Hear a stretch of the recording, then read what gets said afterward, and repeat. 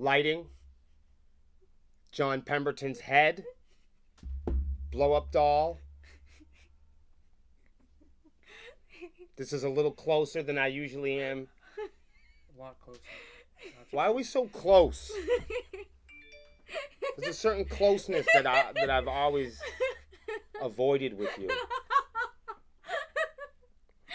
And it's not because that's not the way, that's not my intention. Because we've been together so long. We've been together for so long, we like to be separated. Wow, respect the You honesty. should have sat over there. Hey, you wanted to say it. I just said it. This table is as wobbly as our relationship. Yeah, but it's still standing.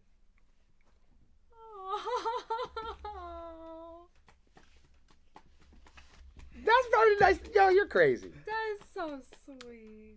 This show is sponsored by Convicted Printing. Also, eargasms, because it feels good, and not to mention it'll save your hearing. Huh? As y'all know, on a serious note, we haven't been here for a couple weeks. We had some technical difficulties, and then we've even gone through some business challenges, personal challenges. It's been quite the week. I just wanted to ask Johnny, because how long have you been in the band? 7 years. Lexi, how long have you been the Merch Girl? 4? We have new sounds. We have sounds now. We have sounds? Hold on, I gotta share this. Oh, that's what I'm forgetting is ginger ale. Put a 1 in the chat if y'all can hear us.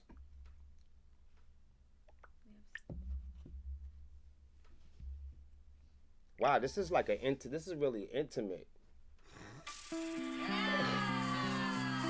Sorry, but it is. Oh shit. Oh, it's loud. Damn, I didn't know. We can hear us. This is a lot louder than. We can hear us just fine. So I wanted just to say thank you for hosting our stream.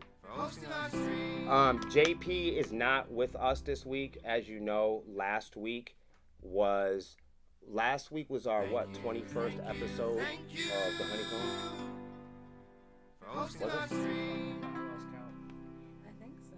We're getting a little bit better at it. But he's going on vacation, so normally JP would still be here tonight. So he did put a post in about being here, if y'all saw the post. However, he couldn't make it today, and I think he's going to be gone for almost a month. Yeah, he's got to be gone for a little bit. But in that, a hard thing about having podcasts, a hard thing about having a company, a hard thing about having a band is... But yet, the show always has to go on. Johnny has a good point. And before we start tonight, this is the show before the Friday. It's Melissa's birthday show, the big birthday explosion. Make sure you get down there. It's Nashua Garden. Carpathia is going to be there. Hero and the Horror is going to be there. I've already talked with them. I'm really excited.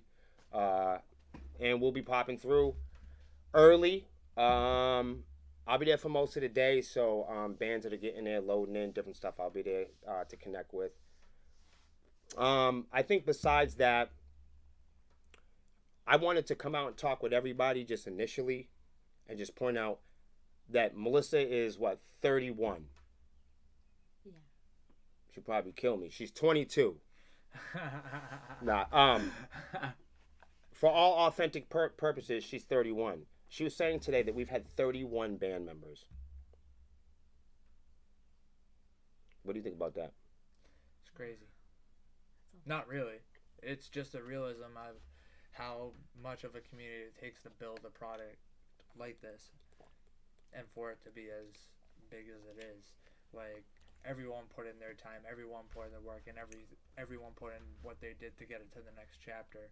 But as we make our yearly agreements, now it's our time as a musician, and that's normally the time where in between people really can want to relocate what they want to do with their life and get second thoughts and whatnot. So I was looking at Melissa's mom. She resonates with all of us in the band and stuff. You hear like band stuff. She's been the band now. And for Melissa's birthday, Melissa got like Oculuses and jewelry before, and people hook her up with some pretty cool stuff. But Melissa's mom, it was really cool. I don't know if she can I see that book? Can I see the book, please? The book. Hey, Gio. There's the Sepsiss book that your mom made. Oh, yeah. Hey, Ducky. Hey, Hans. Hey, what's up, Ducky? What up, Hans? So, and like they always talk, like when you're young, you want an Xbox. When you're young, you want an Xbox. You want a pony or whatever. A new laptop or the coolest phone. But Melissa's mom, and maybe as you get older and you live, as a writer, a lot of times it's like it's hard to write without the living. And you know what I mean? It's hard to grow without the pain. And this book, it's like an old school photo album. I'll show all y'all up front. It's an old school style photo album. She made it by hand. And I'm not going to go through all of it. But it was just, I don't know. She resonates with the band so well. It's almost like she wrote this book almost in tandem with what everything like we've been going through. So I just wanted to show you because I thought it was really well done, and she's awesome at arts and crafts, and she really loves the band. So I figure I would just see if I could spin through some of it. Oh, look, there's even a nice bow on it. So it's crazy, but it says, and I'm not going to go through all of it, but it says like in the beginning, and it's got, have you seen this, dude? No. Are you shitting me? No, wow. You should take a look at this after. So it's like in the beginning, and it has all of us. Look at me, Melissa has kids. I just saw the second one. It's the show where we met from my end. Oh, okay. So it's behind this. But I saw that second. Yeah, so we were, Maybe lift it up and go. Okay. Well, yeah, I didn't want to do the whole. I'm not gonna do a whole thing, but I just wanted to show you, so you got Phil, the sad calf. I don't know if y'all remember Phil. I used to play guitar. Do you remember Phil? Nah, but the Sad Cafe picture over there. Yeah. Is the show where we. Yeah, this show right here, the Sad Calf, is where I met Johnny a long time ago. Spinning through. Here's Alex, our first drummer, Alex Supernaut. He's actually responsible for that blacklight cadence. You know what I mean? He really pioneered that. Like he really wrote that style into the band. So we have Alex. This is, look at how young Melissa is. Chris Stone. We've got Nate Grimm. Miro played guitar. Who else we got? Kevin Kex was on bass. Danny Diablo on drums. Look at Melissa and Phil singing, screaming.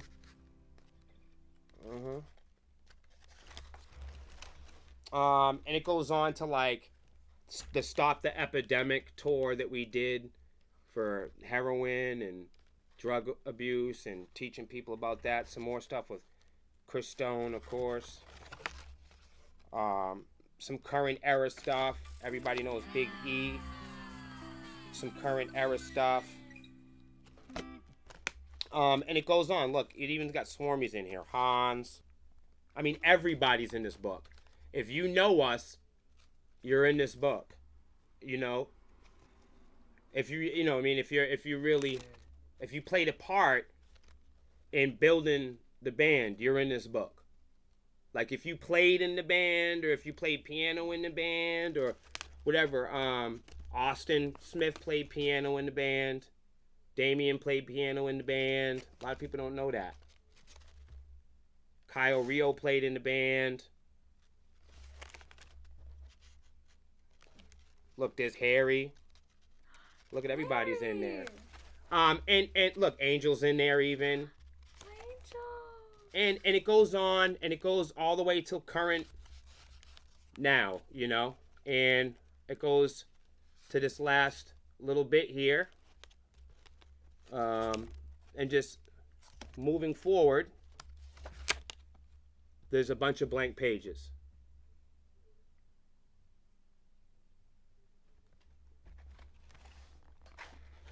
I want y'all to look at the thickness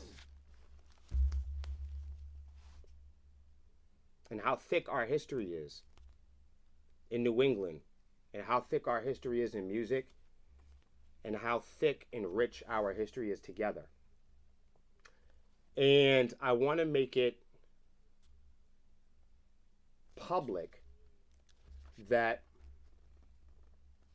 watching on the other side of the camera or hanging out with us for 20 minutes in a loud room, it's hard to get a sense of who we all really are and what we all really want. And everybody in this part of the book all plays a very meaningful role to what we're doing here right now. And whether it was Phil or Damien or Vicky, I say that because Vicky was our bass player and one of my favorite. I love Vicky. And some people, and a lot of people, and somebody that we don't talk about enough, who played a major role in this band and is a part of this, is Robert Pan. And the role that he played in hosting the band, and the role that his family played in hosting the band, and all the swarmies that were swarmies. So there's a lot of people that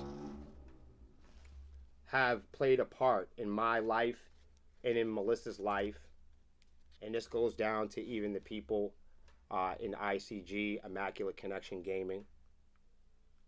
Because to be a part of Sepsiss and to be a part of ICG is to be a part of Melissa Wolf's life. Because this is her thing. And I met Melissa a long time ago. She wasn't my girlfriend at the time. We were just friends, and we were just friends for many years. And never batted an eye, and never flirted with each other, or peekaboo, or playtime. We were here for the music. And we were here for Sepsiss. And that today is still the nucleus of our relationship. That is still the nucleus and the motivation behind what we're doing here. We live that authentically. And in the time that all the people that are in this part of the book, I believe that there was a time that they lived it also. So I just found it really poetic that her mom is aware and resonant to the important people in this book. And I'm glad that this is a physical book that we can look at for many years to come and remember how important these people played in a role in my dream. My dream supporting my girl, and my dream supporting the person I love more than anything, my best friend, all the way to the top. I'll never give up. I'll never stop. So when people ask me, what's my idea of success, or what do I predict for the success for William in my future, it's going to be standing right next to Melissa Wolf. And we've had 31 years of Melissa Wolf on the planet Earth, and we've had 31 members in Sepsiss, and there are many staff members and band members that have come, and there are many that have gone. And there's a big, thick book to prove that. But whether they've come, or whether they've gone, or if they're sitting here now, if they're here now, or they're not here tomorrow, today I really believe that everybody that's involved, whether they're in this part or you're in this part, I believe everybody is now headed in the right direction. Lexi, what do we got for openers? We have shitty sound guys. That's nothing new. So speaking of sound guys, I don't even know if we have a dedicated. I don't know if we have like a dedicated sound guy or not. Friday, so it might be Johnny. Johnny on sound? You seen his face? He doesn't like any. He vaped immediately. You don't want to run sound? All right, here's my thing about sound guys, because like it depends on who you are. If you are a band, and you know, especially if you're like, go ahead. Real fast. Much love to sound guys out there that actually do go through the hard work to make other bands sound good as well. This is a double-edged sword, so it's not all sound guys. Well, that's what I was gonna make all the bands mad at me and start defending sound guys because we have shows coming up. Oh shit. You never talk. So rule number 1, you never talk shit about the sound guy before the show. Yeah. I don't care how much he's driving you crazy. People don't understand that the sound guy is part of the band. He is. He's the temporary member. Right. Now, do you want to get in an argument with your temporary band member that you're not going to see tomorrow? That's what I'm trying to say. Rule number 2: always tip the sound guy. I'm going to remember that the next time we're in Pennsylvania. Tip the sound guy? That means pay him off.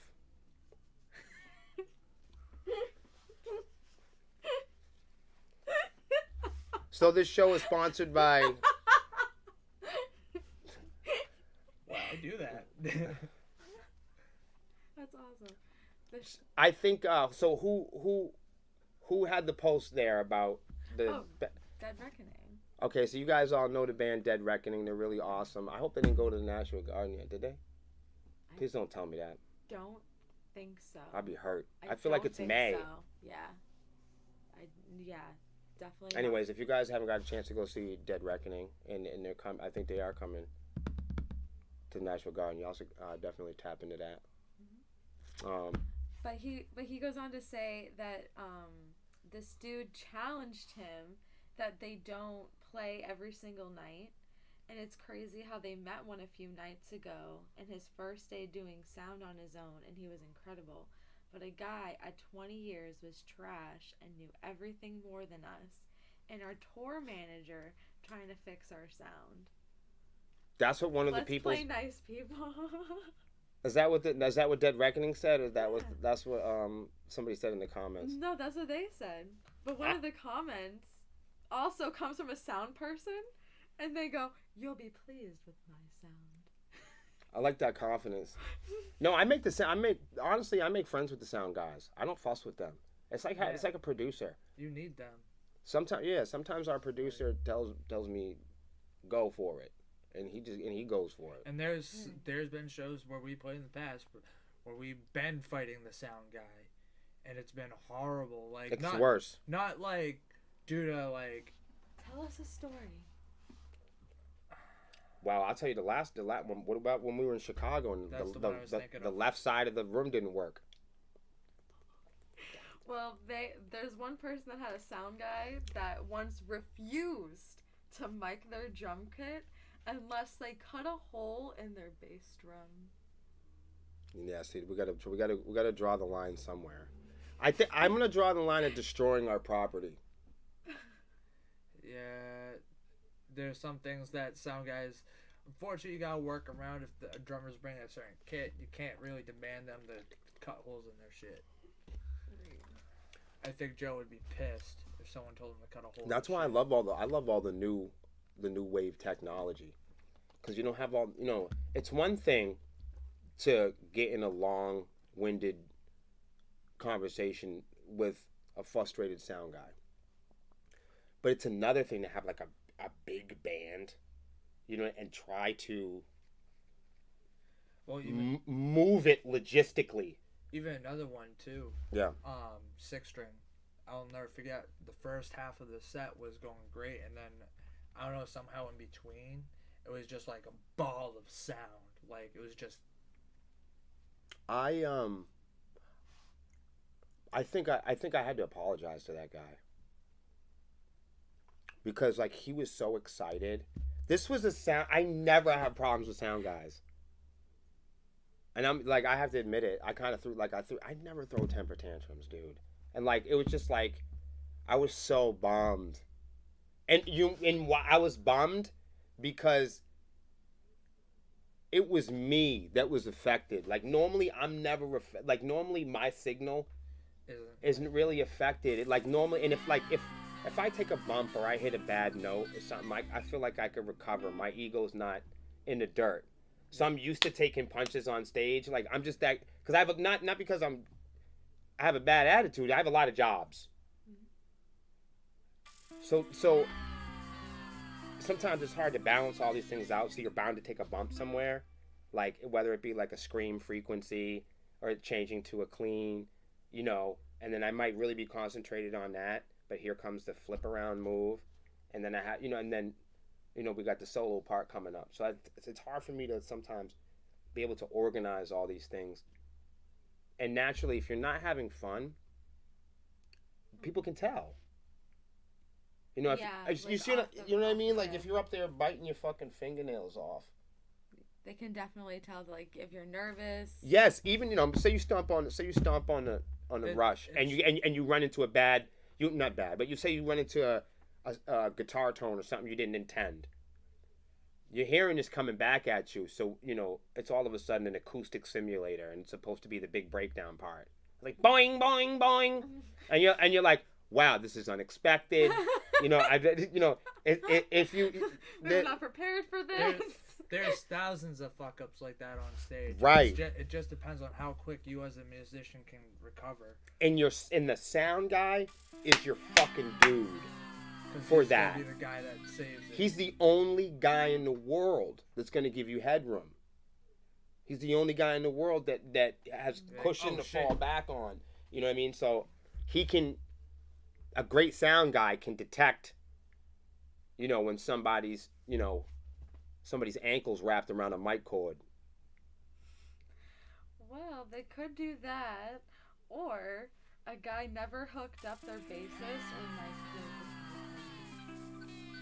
That's depends disgraceful. Depends what the size of the room is. You don't have to mic up nothing at the garden. Yeah. Wait, do you think I wouldn't mic nothing up over there? We're gonna run that like it's a block party.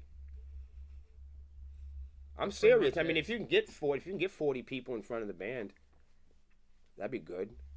I mean, like never not hooked you guys up before, like for that reason. Yes, it has. You don't remember? Well, you remember last year with the toilet paper mic. Oh my god! I have a picture of it to prove it. I totally forgot about that. When in doubt, use toilet paper. Yeah, you don't remember the toilet paper microphone? I remember now. Yeah. That's crazy. I think that was New York. I forgot about it. It was New York. No, but of course, I have another one also, and it is well, God bless him.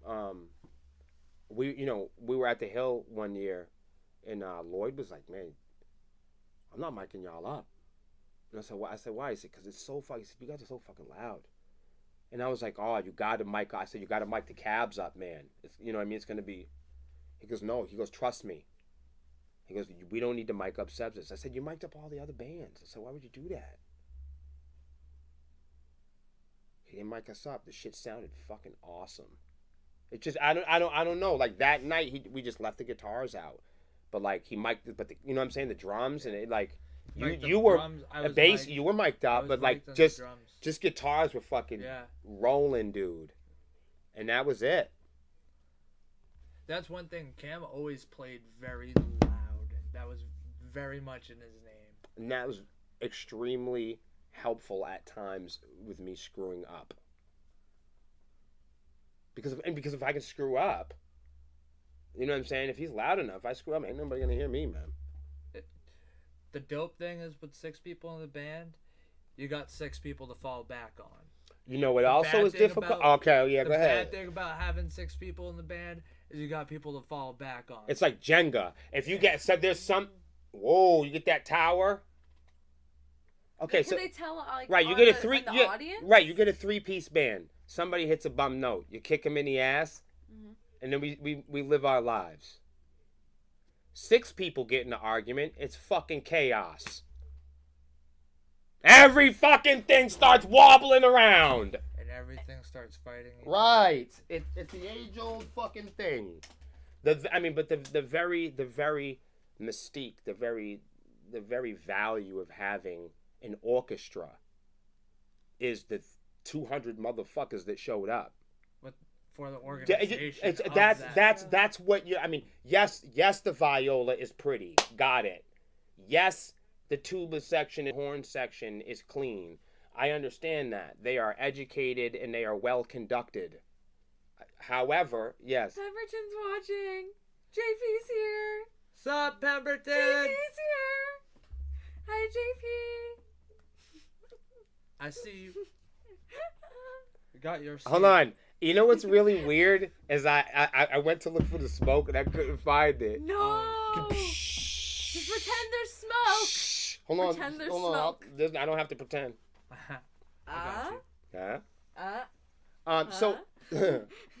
So I mean, but that's the very nature and the amazing ability of synchronized swimming. Is that everybody's fucking legs are flying around. You get what I'm saying? That is the issue with church choirs, is that we're all going oh. Ah! Celestial choirs are singing, 7 trumpets are blowing, and scrolls are rolling up in the clouds like sleeping bags at a fuckfest. But I will tell you 1,000,000 fucking times over, the very mystique of having 300 people playing instruments is the fact that there are 300 people doing it. Gio says, "See, they dimmed the lights in your honor, Pemberton." No, that's just the sun going down. But however, anytime you have something like that, and that's why loopers are popular today, because it's hard to get along with people. I'm not being fresh. I'm serious. That's why. And hold on. We were just talking about like orchestras and stuff like that. What's the most popular instrument in Western music, Lexi? Most popular instrument in Western music? The drum. I was giving you a hint. So the drum, okay? What are the 2 loudest parts of a band or musical presentation in modern music that you hear today? Just 2 parts, please. The drum. And the guitar players. Close. Or the rhythm section. Close. The bass. The vocalist. Oh shit! I forgot about that. So in rock, metal, hip hop, you hear the drum beat and the vocalist. So I'm not, and you know, there's variations of this and progressive music right and contemporary and whatever. But in Western civilization, and I do mean, you know, Europe, America, United States, you know what I'm saying? And most recently for us, we talk about rock and roll like it's something historical, but we're living it every day. So, and we're living it because we can look back on it and observe it. You know what I mean? We can stand here in present time and look around us, and we have plans for the future. So those 3 elements give us, some ability, and I said some ability to make predictions about where we want to go and success in our lives, and what we deem or what we feel is successful. But in terms of music and rock and roll, what I mean is, most specifically, is modern day popular music. And when you think about that, you have to think about, early rock and roll and where that comes from. Because a big part of Western civilization and the music that we have here in the United States is fairly new. In terms of all the lands and all the ancient history, you know, they're still digging up instruments that we've never seen before. You know, and they're all quite similar to some degree. They all, you know what I mean? But you bang them, hit them, strung them, whatever. But yeah, you know what I'm saying? But like, but what I wanted to say was, in European music, in orchestras and symphonies, they had many people. You know, well, they didn't have the fucking internet, so you had to physically get in the room to make music with people. You know what I'm saying? There was no sexting. You did it together. You know what I'm saying? So there was no microwaves. You cooked your food from the beginning to the end. It was a ritual. When you went and watched a symphony, there was a program. Some Eastern countries hold that rituals to this day. I'm serious. Preparing meals and stuff yes, like that. Yes. Music played a much larger functioning role than just fun or motivation. Yeah. Oh, I mean, think about a Native American rain dance. I mean, I'm being simple. Even modern ones. Chicken noodle soup. Soldier Boy Tell 'em, the Stanky Leg.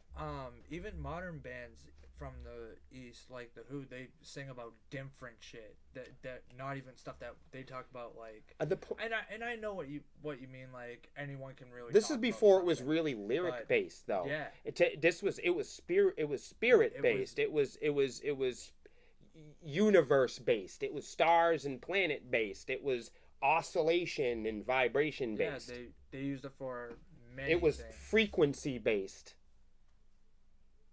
This is a world of frequencies. And we all vibrate. You know, we are a creature of a result of oscillating planets and radiation and shit. I'll get into this at some other time. I'm trying to explain to you that drums are popular, basically. Yeah. Here. And where is here? Here is the United States. The United States is young. Our instruments are brand new. Kemper amplifiers are new. No one's ever dug up a PlayStation before. You get what I'm trying to say? One day. Well, one day they'll dig up a PlayStation and they'll call us all idiots for having it. They'll say, what a modern wonder. It's a relic. Just history repeating itself. Right. We'll probably use it to manipulate each other and, you know, control each other. It was a weapon of war at one point in time. Right. PlayStation. Right.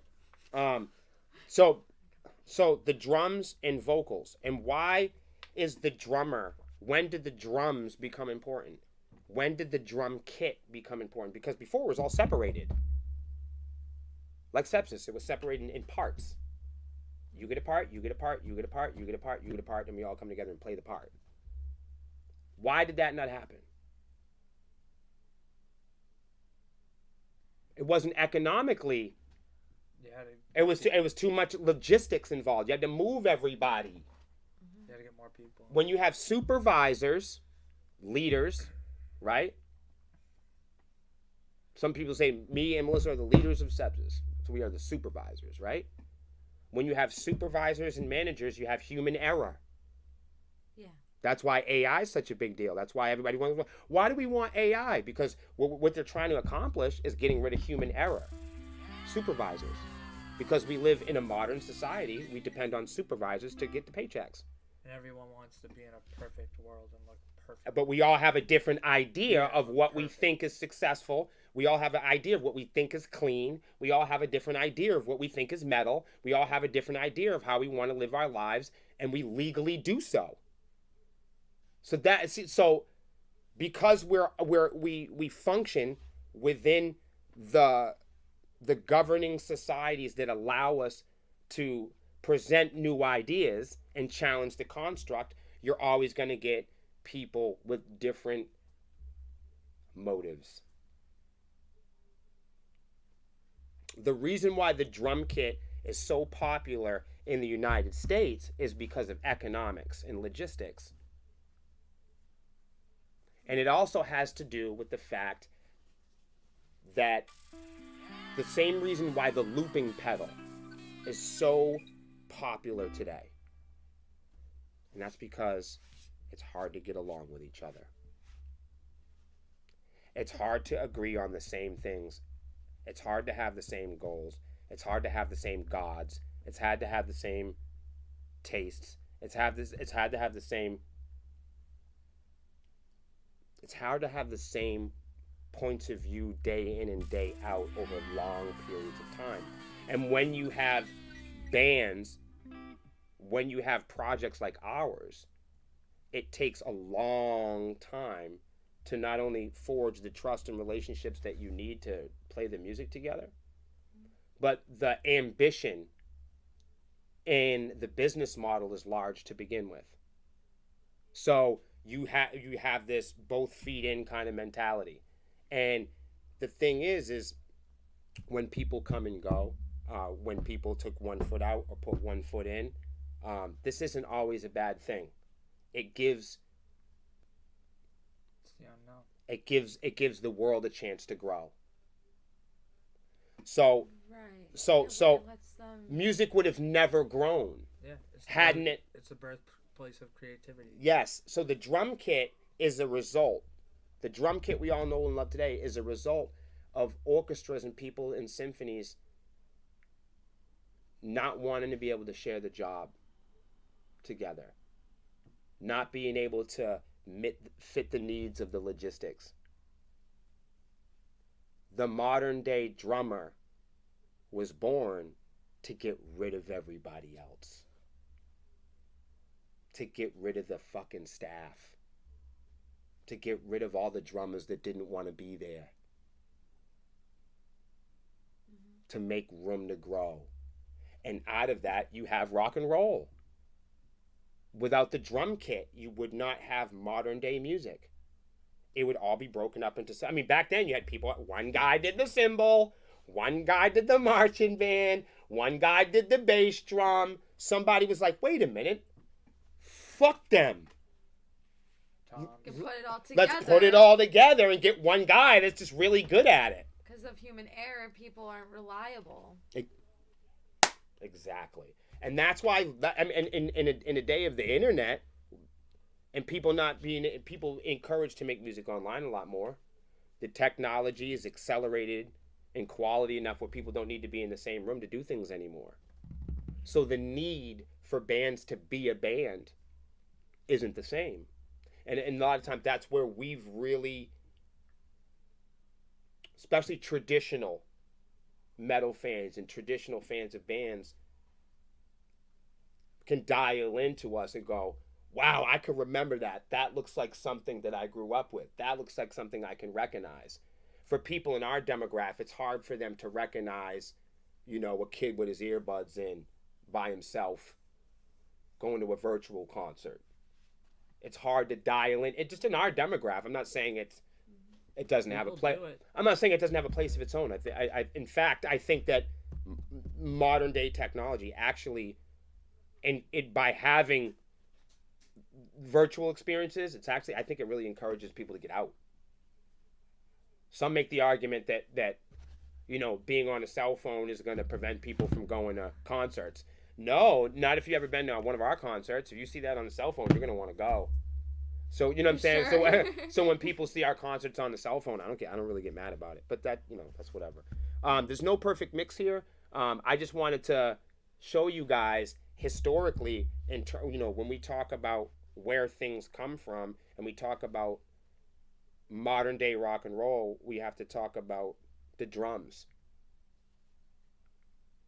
and how the evolution of that one instrument plays a major role in even the way we run our company today. The way I run the company, the way that we look at social media, the way that we strategize, the way that we sometimes have to take a punch. Sometimes the way we have to bookkeep, the way we have to budget our time, our behavior, sometimes even the law. We have to be very we have to be able to dial into a frequency, and put both feet in, and know when we don't have both feet in. Rock and roll and the history of rock and roll depends on where you want to look in terms of heavy metal. Some say the UK had a lot to do with heavy metal, but we know for sure that rock and roll, traditional rock and roll, has a lot to do with blues. And so without the drum, without blues, without rock and roll, we really wouldn't be here doing what we're doing today. And we've been, thanks to every part of music what brought us here today. Right. So we're still here doing that. As far as the sound guys go, I wouldn't let them cut a hole in my kick drum. Yeah, no. What else we got, Lex? We also have Avenged Sevenfold. Oh wait, that was We have them. They're here. What, Avenged Sevenfold? Yeah. No, they're not here. Oh, okay. But we also have 38 million music tracks were played 0 times. Let me hear it. In 2022. So in a presentation that came from the CEO of Luminant, Mr. Rob Jonas, the entertainment monitor and insights provider that was once known as MRC, which is with Nelson Music. I was gonna say that's IRSC. That's IRSC. Yeah. Mm-hmm. Okay. Cool. It reveals some jaw-dropping data. So one is that there's 67.1 million auto tracks sitting on music streaming services in 2022. And that calendar year attracted 10 or fewer streams globally. So that's one. So wow. that just represents under half of 42% of the entire catalog of tracks available on worldwide streaming services. And the entire catalog of music streaming platforms is compressed of 158 million tracks in total. Okay, I'll play a lawyer here. Is that the site's fault? Or is that the band not promoting their work correctly? Because a lot of bands that I know of locally, what they'll do is they'll drop a song and not release it. Oh, the old drop it move. Yeah. So that's got to be the accusation I'm going to make there. Because for you to have no plays, that means you're not even listening to your own music on that site. Which... You don't listen to Sepsiss, do you? I do. No, you don't. It's on my Spotify. I play it. I listen to it. I didn't know that. I learn every part of it, and I hear what's different. And I hear something different every single time with every different recording. Okay, this is the first band member in the history of band members that listens to music in the band. Is there any other band members? I'm going to look too. Is there any band member or people that are in the chat right now that are in bands that actually listen to their own music? I don't. I don't listen to my own fucking music. I listen to y'all's music. You do? Yeah, I hear entire album on my Apple Music. Oh, that's weird. Do you ever listen to the band like they're better? Like, you know how people, like, fans are like, oh, they're better live. You know what I mean? Like, do you ever get... Depends on the song. Yeah? Oh, Depends shit. Depends on the song. Yeah, keep it real. Because it's a different experience. Right. When those particular songs Let's are talk played shit about live. Sepsiss. What's the worst Sepsiss song that you think? Yeah. The worst? Yeah. Me? Oh, I don't want to... All right, okay. Which is the last one if the world was going to blow up right now and you could, and it was like you had to play one song to save the world and you didn't like it, what would it be? And it's a Sepsiss song? Yo, she's got the pressure, man.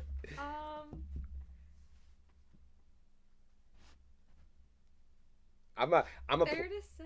Okay, that's fair to say. That's fair to say. Do you have one? That's funny. My least favorite Sepsiss song to play? Yeah. Well, I didn't say play. I said least favorite, period. Come on. Come on. I hate when bands act like all their music's good. Fuck that.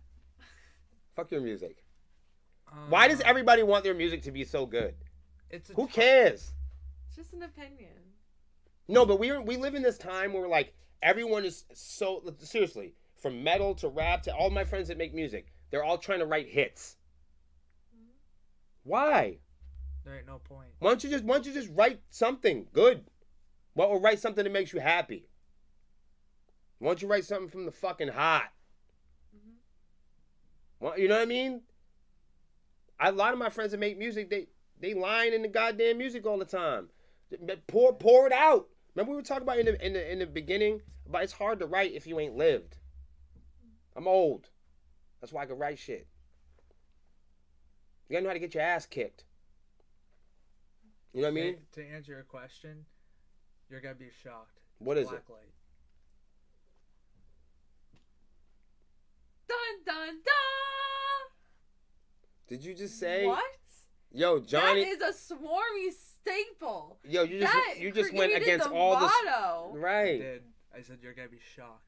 Wow. Wow. Man. How come? Wow. So Johnny Impact just said that the least favorite song to play. That's how he feels. I respect that. I just.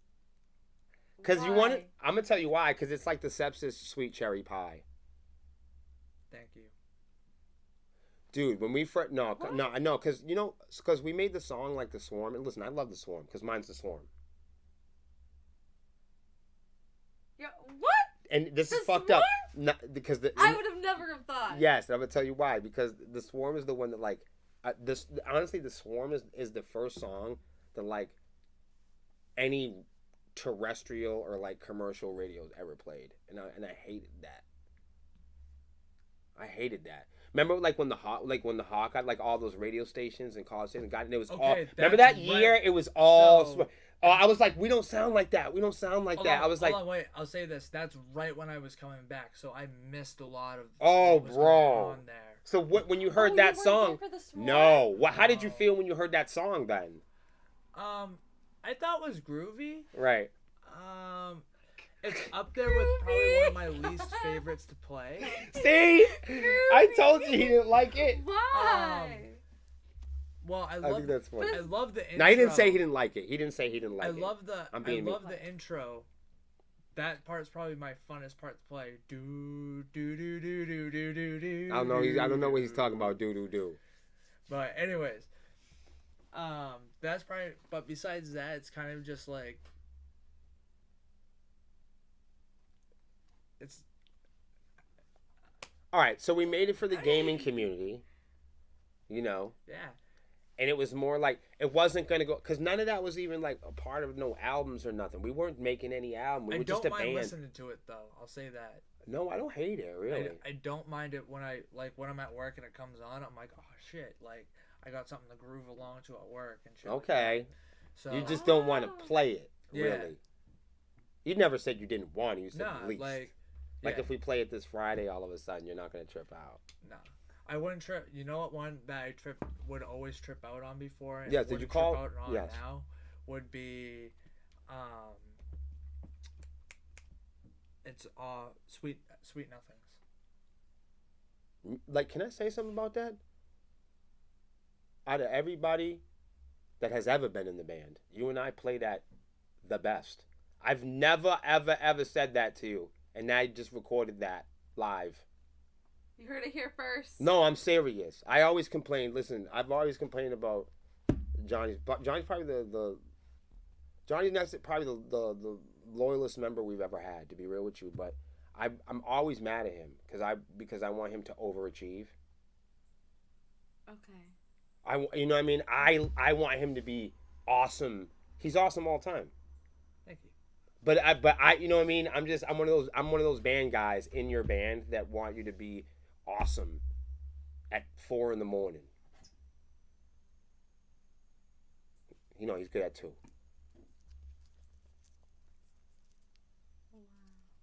Yeah, we're always in development.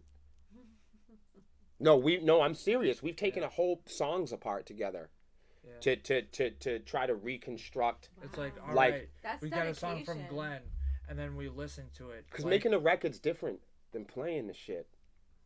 Like, same thing with the game. Tell me about it. If y'all didn't know, The Game is a new song coming up on the next album. Can I tell you that I sent Glenn, by the way, shout out to Metal Layer for that awesome write-up in the article. Talk about Melissa's birthday and the new single and everything. We really appreciate you. Metal Layer is also a sponsor of the band. Band's looking for interviews, write-ups. If you're looking to get out there, you're a band, and you haven't got a chance to be covered by Metal Layer, and you go over there, please tell them I sent you. I appreciate y'all. But you and I have completely disassembled songs in the past. And reassembled, and then disassembled, and reassembled.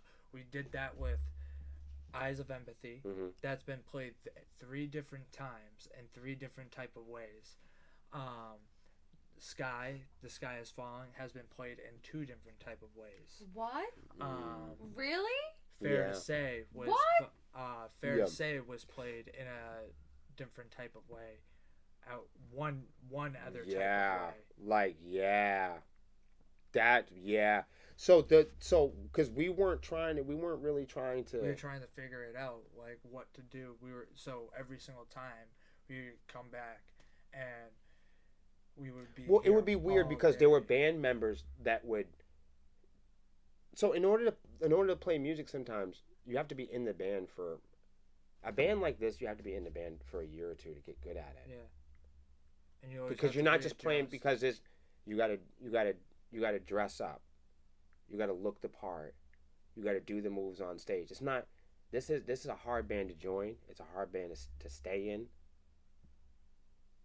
And that's why I'm one of the top performing members, because we were always grinding at it, taking songs apart and putting them back together. But that's what we did with The Game. You showed me a little bit of that. That's what you did with me with Bleed Lines, our new single that just came out. We did it with every single one of them. Cam helped me with Push. Cam also helped me with Sweet Nothings. Yeah, that was always a difficult one for us. Was Sweet. You guys never play Sweet Nothing. We never do, but recently we had been playing it a lot. Recently we had. And it was like all right. Like I played at the Garden. Yeah, it sounded nice. It sounded nice when I heard it last time. Yeah, it's another one of those songs we just didn't plan on even. When it comes on my playlist, I like it. I like that song. It's nice. It's a nice song to drive to. I like that song if it's quiet. What do you mean? Like as background music. Like ambient music? Yeah, I know that's fucked up. I'm just being honest. I don't really like my music. Like I've never really like, you know what I'm saying? I like making it and I like playing it. I'm not sure that I like listening to it. Why? Because I play it. Makes sense. Cause my pursuit now is to perform it correctly. It's already. I feel like the recording's done. I'm done with it. I feel like it's. Here's what I like to do with the music that you write and I play. I feel like if I hold on to it too long, I'm not gonna. I need to move. I need to write more. I need to go. I need to leave. Yeah, no, definitely. There's a time and point. I know what I hate too. I hate dancing to my own, drinking my own bathwater type shit. Yeah. I hate like. How it's not about that though, because there's a theory that you said where why you write your music, and it's a lot for workout. It's a lot for. I work my 9 to 5 and it comes up on my station and I test that theory and I'm like, oh shit, I could work out to this and stuff like that. So I really use your music, what it's built for. Damn, that's really smart. I've never done that. Oh So yeah, most people don't know. Like, we write our music on purpose. I think that sometimes that gets lost in translation. Like, we don't write about, killing people or taking over the world or nothing like that.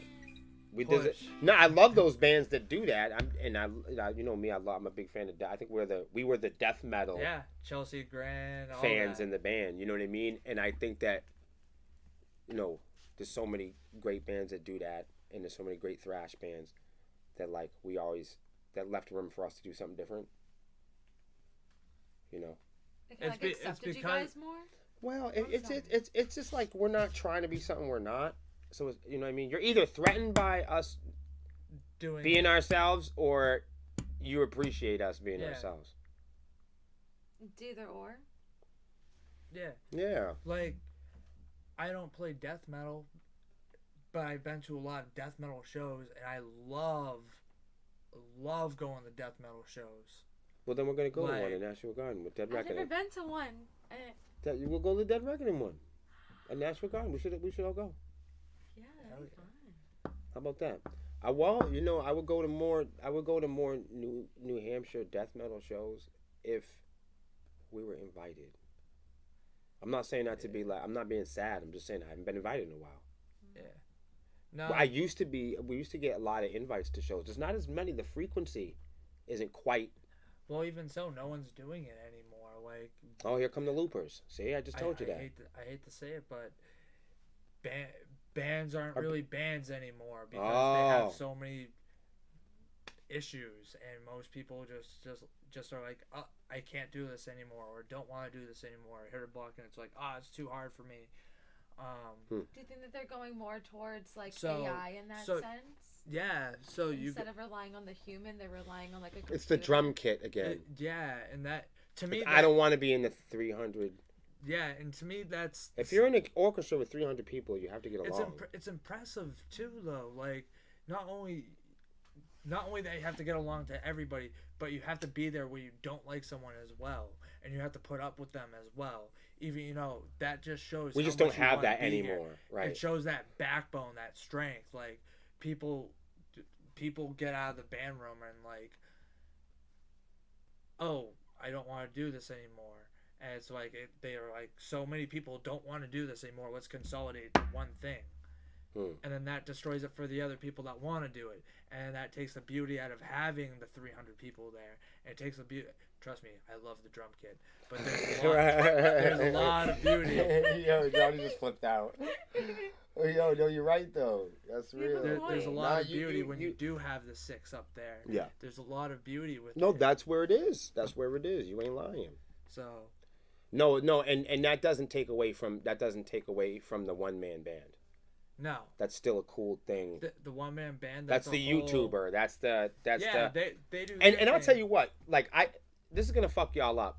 My last guitar video, it just hit 250,000 views. Get out of town! I didn't have, but here's the thing.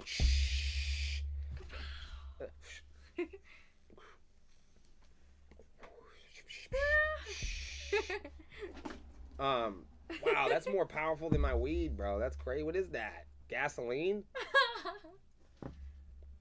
This is strawberry mango. That sounds like a smoothie. Tastes like one. What? So, I don't think that takes away from somebody that works really hard, because there's somebody out there with social anxiety or something that's watching this, like I play every day in my room and I'll fucking shred you, Will. You know what I mean? There's nothing but wrong with that. What I wanted to say is there's nothing wrong with that. There isn't, and it's great to have that, but I just think more people, because they're so socially awkward. And trust me, that's one thing that I am too. I was gonna say, you guys might not know this. Sepsiss is the most socially awkward bunch of people I've ever met in my life. Yeah. Yes, I am. So I'm included in this. I don't know. You know what I mean? You have to challenge that. Like, how many times have you seen me go up to people with paper flyers and duct tape to say, "Hey, do you want to go to a show?" That's true. How many times have you? You really do got to break some. It's a switch that you have to get over. It's a fear, and it's being that unknown. you signed up for this, you want to do this, you have to challenge yourself for it and put the work into it. And that's the sad thing. 6 people don't want to put the work into it anymore. Six, well, not just 6, but 300. a lot of local bands just don't want to do it anymore like that. Understood. It's like, do you think that there's an angry looper out there that could benefit still from playing? Because I'm a firm believer that, because I'm like a looper. I learned playing by myself in a closet. You know, that's how I learned how to play guitar. And then when I got enough courage to play with other people, I found that I was really, really, really good. Not really, but I was like good by myself. And you know what I mean? I got really good at playing by myself, listening to what I was playing. And then I was missing like a deeper relationship and satisfaction with the way I had come to understand the experience of music. I'm not so much into experiencing music from this point of view. This is very linear to me. I like discovering new things, and I like these tools to help me on my way. How would you rather discover music if you didn't have like a phone or something? The same way we always did, through people. flyer party. Through people. You know, but look, going to shows. You went out. You made friends. That's what I was trying to say. You know, is that there's a lot of talent. There's a lot of talent playing by yourself or having a fat YouTube channel. I just told you I just hit $250,000 on a guitar video, and I just remember just watching it roll over into $250,000 and being like, I can't share this with my friends though. Why? Because I'm not into music for myself. I don't make music. I didn't learn the guitar to take selfies. I don't make music for, you know what I'm saying? I don't make music. I didn't join Sepsiss for economic gain. You know what I mean? I never, you know, if you asked me right now, if all the mistakes we ever made, if all the mistakes that we've ever made, if they were forgivable underneath that star, I'd say 100%. But I can't expect everybody else to feel that way. We don't write hits, and we're not perfect people. I think if you watch us online, or on the internet, and you watch 30 minutes of what we're doing, I think that it's very confusing to try to guess who we all are or what we're personally doing as people or throughout the day. I think if you're sitting at home right there, and this is how you experience us moment to moment, then you are much farther away from knowing who we are or what we do.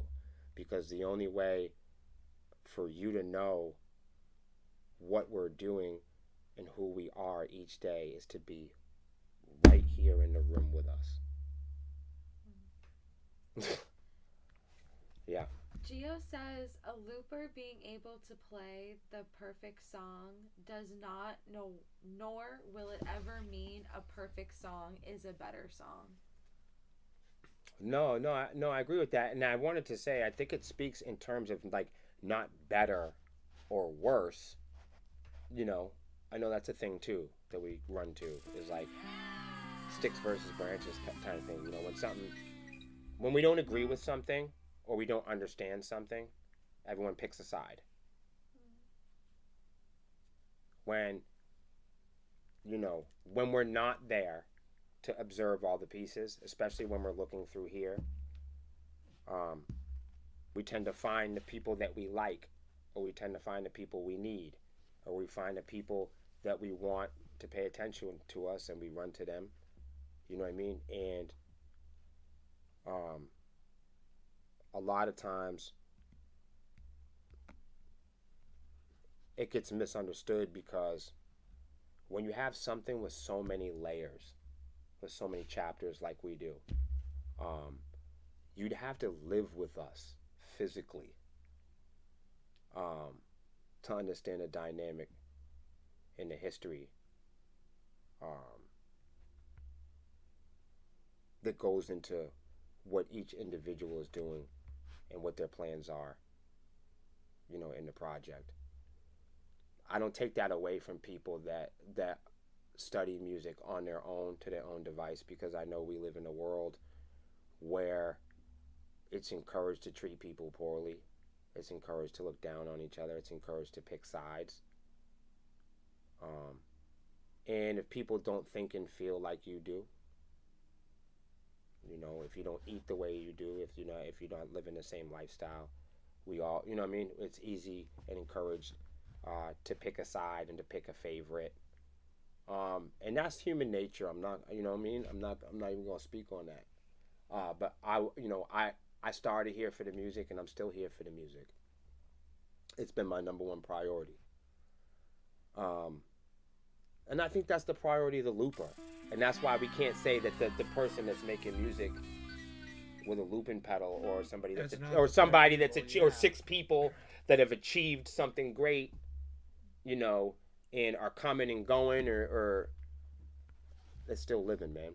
And you got it, and at the course of it, you got to allow everybody to live. What else you got? You got anything else? For openers? Sure. No, that's all I have for openers. Were those two? I do have an according to Lexi about Avenged Sevenfold, though. Sure, let's hear it. So recently, Avenged Sevenfold came out with this new ticket platform. I love it. For a new way for their fans to get tickets to their shows, and it's a ticket pass system. So the front man, M Shadows, he explained Ticket Pass is essentially a frequent flyers miles reward system, allowing their fans to rack up points for listening to their music, going to shows, buying merch. So basically, if you do all these things, like listen to their music, buy their merch at their concerts, and do all these things, you can rack up points in their point system to get tickets to their shows and stuff like that, or other exclusive offerings and stuff. What do you think of that? That's pretty dope. That's very unique. Honestly, anything that's different right now, I'm for. Let's try some new stuff. I like Avenged Sevenfold too, because they're a band like Bring Me the Horizon that were always pressing the limits, and they were really looked down upon at one time, and the Avenged Sevenfold is a band that I definitely overlooked at one point in time. Really? Yeah. You overlooked them? I overlooked them. In what way? Now I'm just. I heard that one song was "Dear God," I think it was that one of their slower songs. Mm-hmm. So I always thought they were more like a country band. So I'm just like, I hate Avenged Sevenfold, and just kept it pushing. And not until a few years later, where I heard "Unholy Confessions." And I was like, what? Who is this? And it was Avenged. And I was like, yo. And then I fell in love with the band. What did you like about it? That was different from the other songs that you've listened to before. It stuck out as in wasn't the typical metalcore band. He has a very distinct and unique voice and stuff like that. I'm not trying to talk up another band, but there's things I picked up about them. I'm like, that's pretty cool. Same thing with Bring Me the Horizon. And their Shadow of Moses, they did a lot of stuff that broke the barrier that made that a lot of modern day metalcore bands are now or made their sound adjust to. Do you think they're doing that same breaking the barrier thing with the ticket pass system that they have?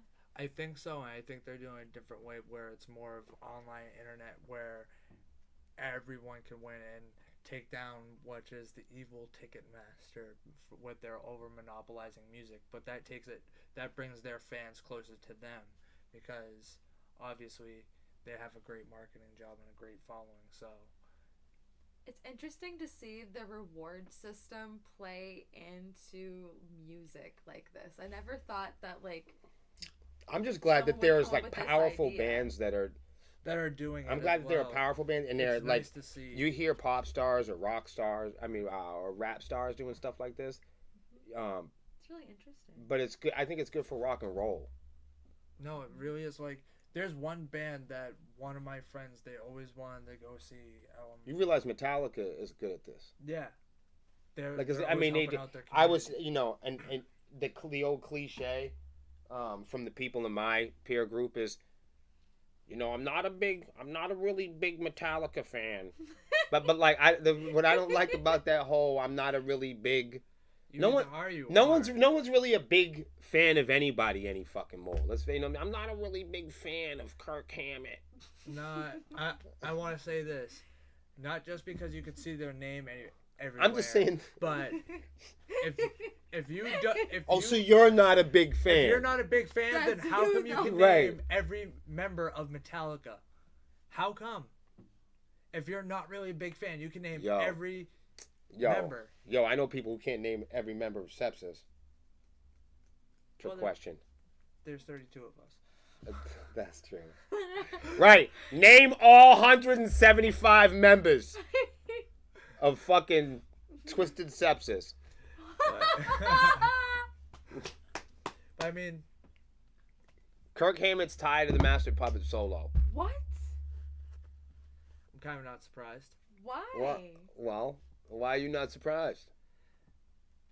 You don't like the Master of Puppets solo? Put a 1 in the chat if you like the Master of Puppets solo. I'm going to go listen to it after this. I love the Master of Puppets solo, but coming from a live standpoint, I get where he's coming from. You don't want to play the same old rickety thing all over again. It's an awesome solo. It's a masterpiece. But, after a while... Isn't he ambitious? After a while, there's something that you are like, I think I could do something a little bit better with this, or you want to tweak it a little bit in your own way, just being the artist you are, or the live performer you are. So I think... And that's why Metallica, again, broke the barrier by making their single Lux... Was it Lux? Well, I'm not a big fan of Metallica and all, but I will say,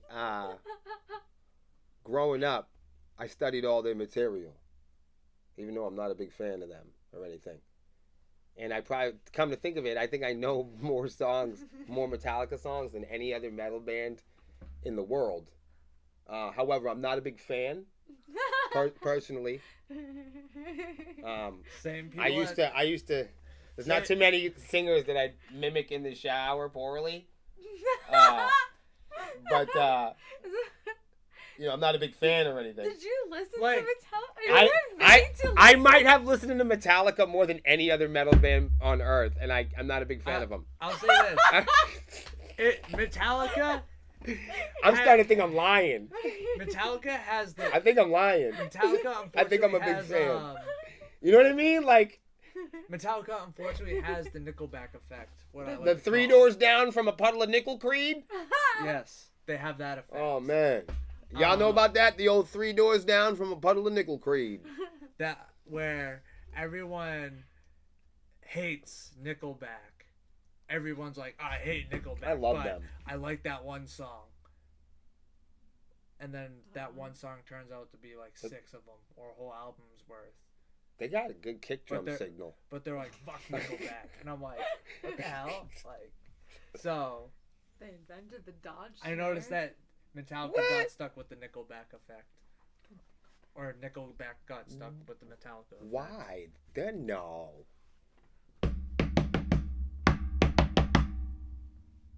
Like, that was hard. Like, I remember reading Nickelback got booed off stage. No, but they're not more meme prone than Metallica, though. Nobody's more memed than Metallica. No, but everybody hates Nickelback. Like, do you think Dave Mustaine secretly wishes that he was memed as much? He likes to be.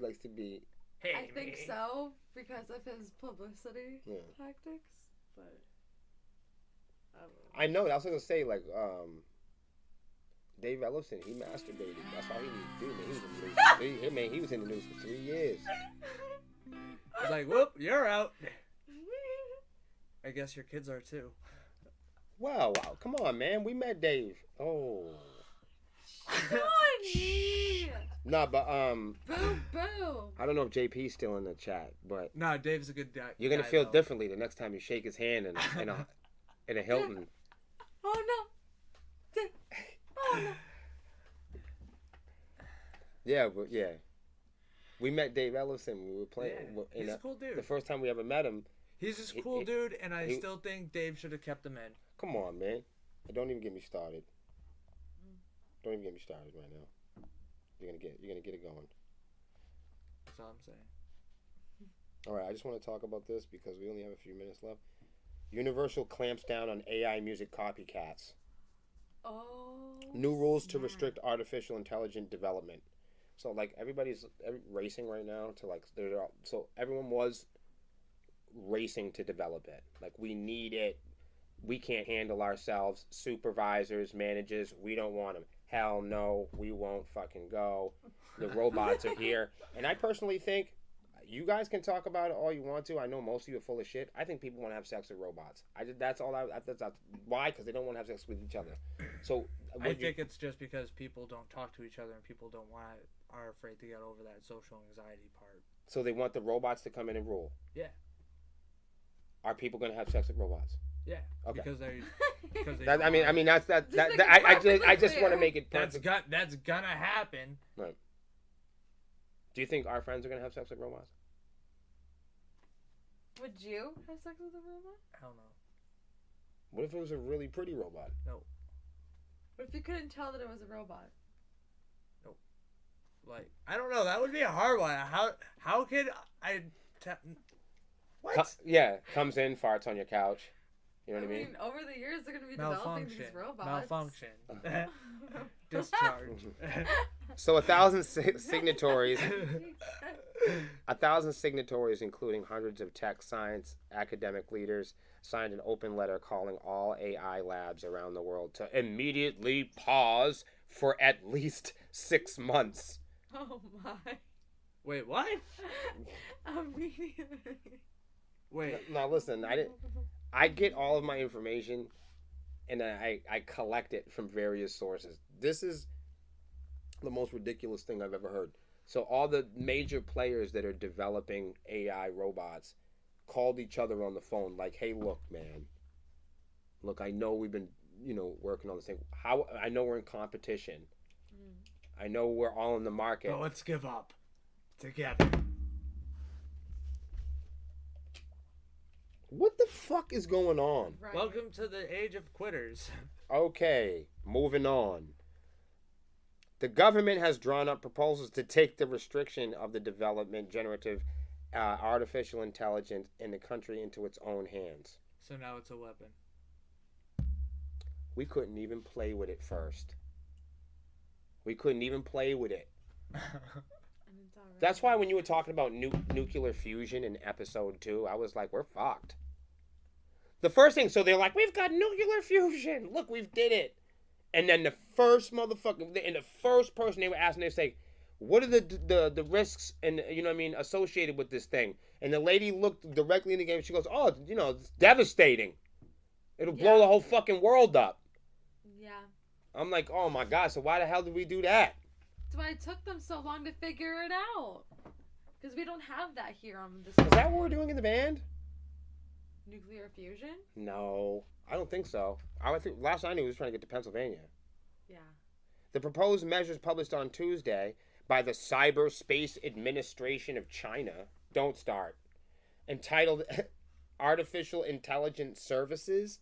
That's like the Men in Black. Wow. They would apply new research, development, and use of generative artificial intelligent products.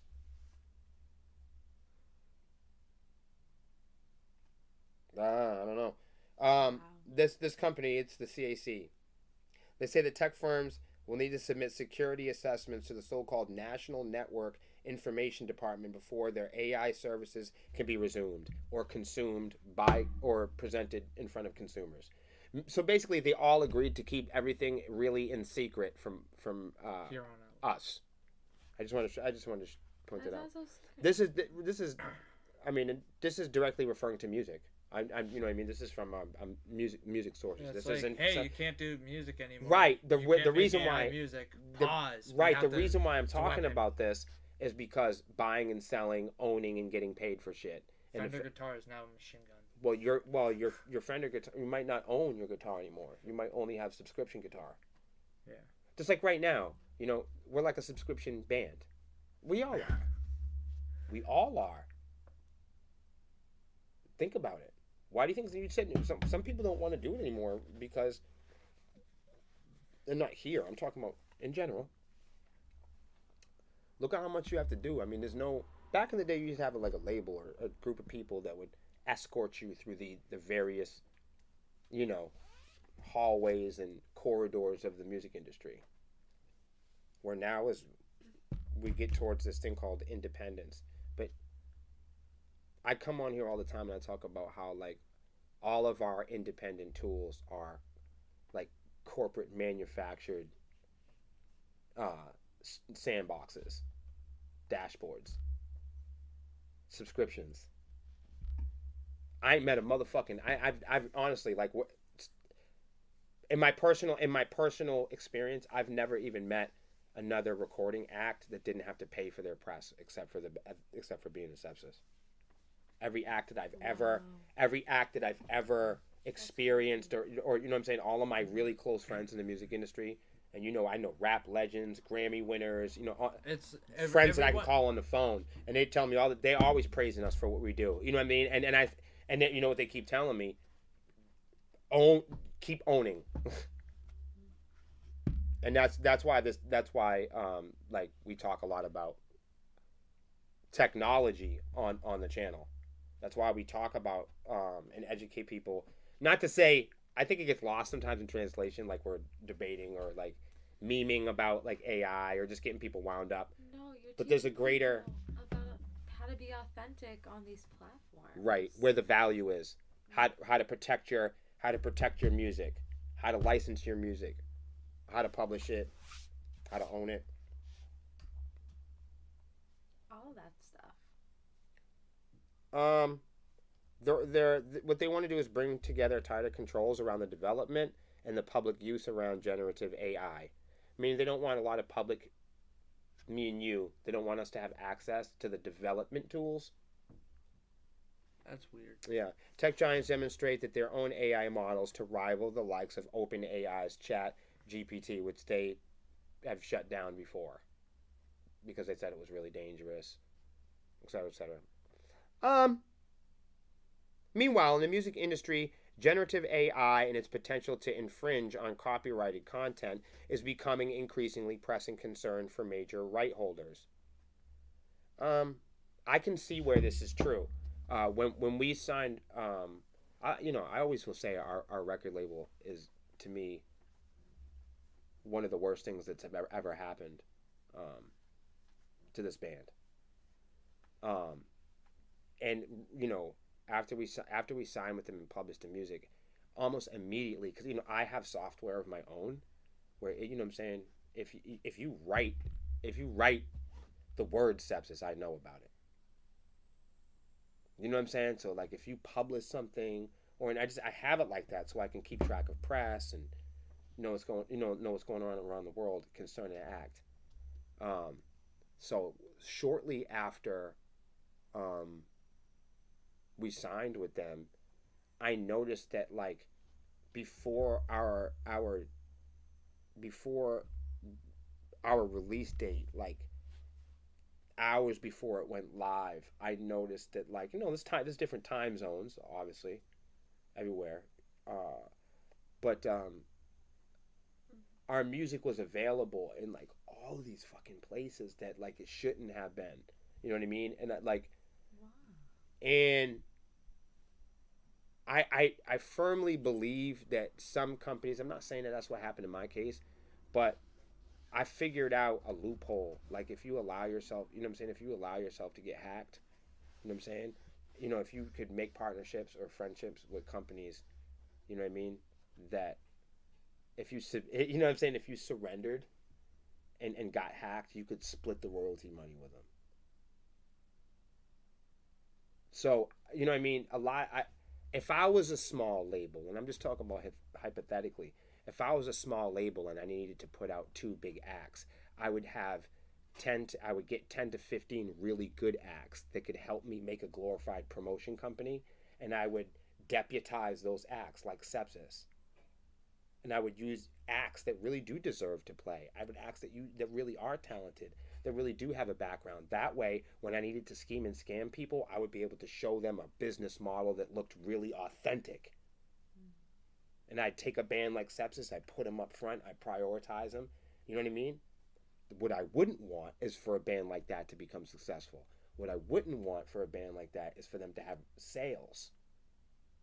Unless I could control and measure. Unless you have a hand in that pocket as well. But that's how the world works. But so you know what I mean? And this, I mean, and this isn't. We always talk about the music industry on here like it's a conspiracy theory. It's no conspiracy. That's not. That I'm not presenting it like that. I think that gets blown out of proportion because I get excited on here and yell and do all stupid shit. But there's a whole nother actual experience. That experience is one that we're actually living in. Yeah. Everything we talked about tonight, everything that we talk about each Wednesday on here. Back in the day, everyone, like you said, thought you got the record deal, then you got the red carpet. It's not like that anymore. And even then, again, they pull in a bunch of artists and then they throw it at a wall and they kind of see what sticks. And however many bounce back that first round. Right. It's and you don't want to sign 100 bands and then have 3 of them become millionaires. That's no good. What you need to have happen is you have a bunch of like mediocre or like above average bands that really do deserve it, but maybe they're middle aged, maybe they got some gray in their beard, maybe they, you know what I'm saying, maybe they got a past, maybe they're unique, maybe they're interracial, maybe they're not, you know what I'm saying, maybe their imagery isn't appropriate, maybe they're not well kept, maybe then, you know what I'm saying, you know that they're not going to be received. You take them on knowing you're not going to push them for whatever they look like, for whatever their hair's like. You know you're betting on them to lose. You just got shelved. So you have to shelf these bands. You have to. You only want them to get. Well, we only, you sign a band for 2 to 5 years or something. You only want them to generate for a year. You need them to be not successful enough to bring you to court. If a band is successful enough to where the money's getting, you know what I'm saying, where it's getting ugly, you know what I mean, and there's 100, right, then all of a sudden, you know what I mean, bands start wanting to learn about auditing motherfuckers. Because, you know what I'm saying, once enough money goes around the table a couple times, there's somebody like me that goes, hey, you know what I mean? You get somebody like me to point it out. So I'm just saying, like, this is our experience, not like something I read in a fucking book or something like that. And that same experience is something that everyday society goes through, working at Stop and Shop or Walmart, Target, or, you know what I mean? That's not true of necessarily of businesses under the table. Shit, when's the last time you raked the leaves and ain't got paid? This is true for corporations. Wow. Hookers don't get ripped off. Never. Nope. Everybody knows why. Everybody know why. They know why she's there. And they know what the deal. I mean, I'm just saying it's established before you get there. It's a tough world. You might not want to talk about it, but it's like, I mean, very rarely do you see. Everybody's got to eat. Right, and for real, but we tend to think of the corporate world like there's some sort of like organized behavior that, gives them the inherited freedom to fuck people over. All in the name of right. Pepsi or whatever, whatever. You know what I mean? Right. Stealing's always been fucked up. Just no one says anything about it. Is stealing a sin? Yeah. Thou shalt not steal. All right. Do you think when people talk about sin, do you think they talk about stealing? Yeah. It's in there. At home, I want y'all to put in the chat.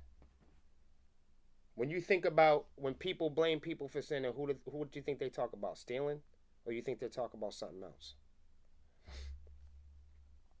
Just a question for the chat.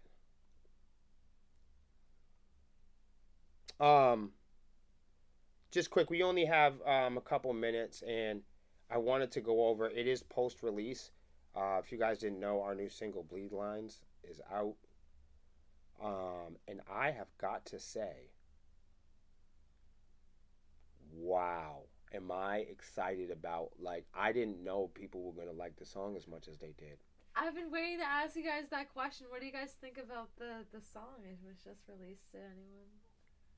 I don't want to say anything bad about it now that everybody likes it. I'm probably going to say something bad about all the music that there's a pattern with me, evidently. I don't think I fully like any of my music ever. Was Bleed Lines more challenging than the last single yesterday? No. Which one would you say was easier? I wasn't even going to put out Yesterday Isn't Me. That's how difficult that is to record, and that's how difficult it is to play. Can I be honest with you? It's a lot easier to play as a 4-piece than a 6-piece. Yesterday?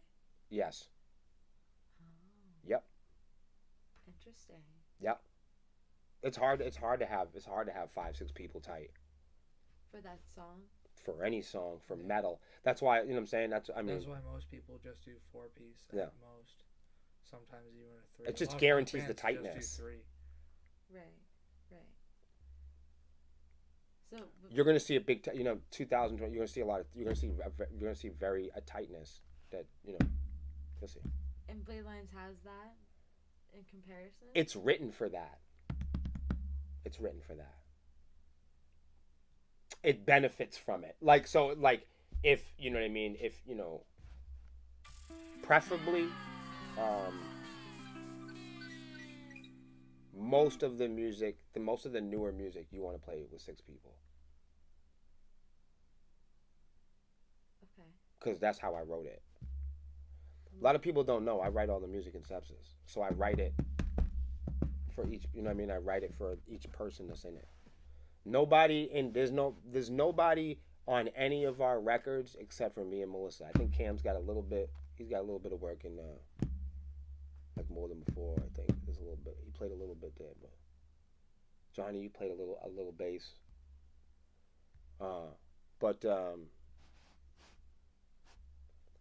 Yeah, and the band has always elected me to write material, and boy, am I glad. Good thing. I think this is I think that Bleed Lines is a song that I wasn't prepared for people to like as much as they did or do. And that's because I really like Romance and Reality. And Romance and Reality is the next single we're putting out. So I think my mind has been like, romance, you know what I mean? But keep blasting Bleed Lines, though. Like, don't stop blasting Bleed Lines. Right, and you have to play Bleed Lines because we have a music video coming out for Bleed Lines. So please play Bleed Lines. And I'm so excited. I'm not even going to say nothing right now, but I have a returning guest. I think I'm going to have a returning guest come and do the post-production for the music video, and I'm really excited because that means we get to take a trip to Portsmouth and fuck around. So we'll see what happens. Woo! If that's the case, it'll be cool because I can bring my son and we can eat churros. Yes, churros. We're gonna miss JP. Everybody, please, not everybody. Many of you go to Nashua this Friday. We got a killer set. I'm really excited. I know the fans are really excited. The whole family's gonna be out there.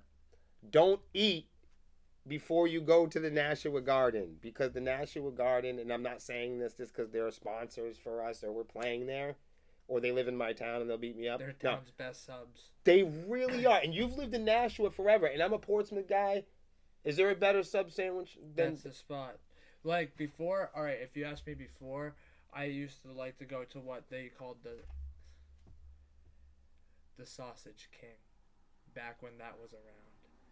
And this guy made everything. He made everything, didn't he? Yeah, he made Italian sausage, deep fried Twinkies, deep fried Oreos. Ooh. Like, that was the spot to go to. I ain't gonna lie, that sounds good. He made fat fried Twinkie. Yeah, bro. I will fucking annihilate like that. That I'm was such the an spot. old man. Like, that just hit me in all of my like. Like, that was the spot going Woo! up, and then it turned into that place. Any kind of butter, cream, cupcakes, send them. Then it turned into the Riverwalk side barbecue. Where Didn't we play there? Yes, we did. That's sad. After it got bought out, but Bought out by who? Nobody. Yeah, now it's just up for sale. Let's just go. Let's move there. Let's just go down there right now and start playing. Let's go. Guys, we gotta go. All right. Let's go. See you guys next Wednesday on the Honeycomb Hideout. Wednesday, let me. Bye.